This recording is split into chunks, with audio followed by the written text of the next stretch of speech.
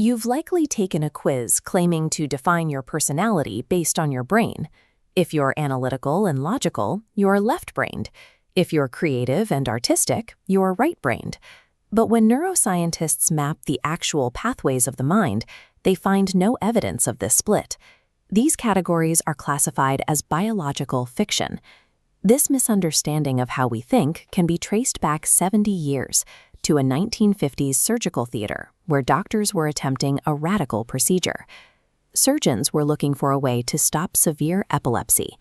This disorder causes a surge of nerve cell activity, an electrical storm that triggers dangerous seizures. This invasive effort to stop a physical disorder unintentionally created the psychological identity that millions of people use to define themselves today. In the 1950s, neuroscientist Roger Sperry began working in clinical settings like this one, using surgery to isolate the effects of epilepsy and observe how the two sides of the brain interact. He focused on the corpus callosum, a bridge of over 200 million nerve fibers, allowing the hemispheres to communicate. To stop seizures, surgeons slice through this neural bridge, trapping electrical activity on one side. After the surgery, Sperry discovered something strange. These patients can draw an object they saw with their left eye, but they were unable to describe it in words. This led to a breakthrough in understanding brain mechanics.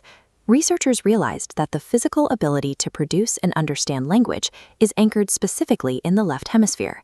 These studies proved the reality of lateralization, the fact that certain basic bodily functions, like speech or moving your right arm, are controlled by one specific side of the brain. By 1973, this highly technical research reached the masses through a speculative article in the New York Times Magazine.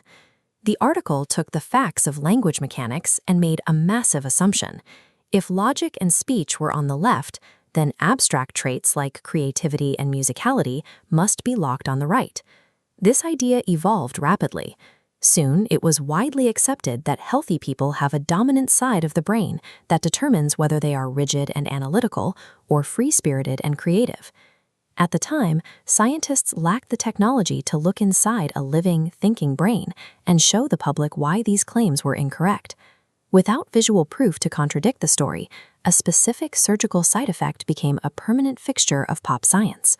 This is an fMRI machine viewed from a control room. This technology allowed scientists to finally track oxygen and blood flow in real time, showing exactly which parts of the brain are active. In 2013, researchers put the left brain, right brain theory to the test by scanning the minds of more than 1,000 children and young adults.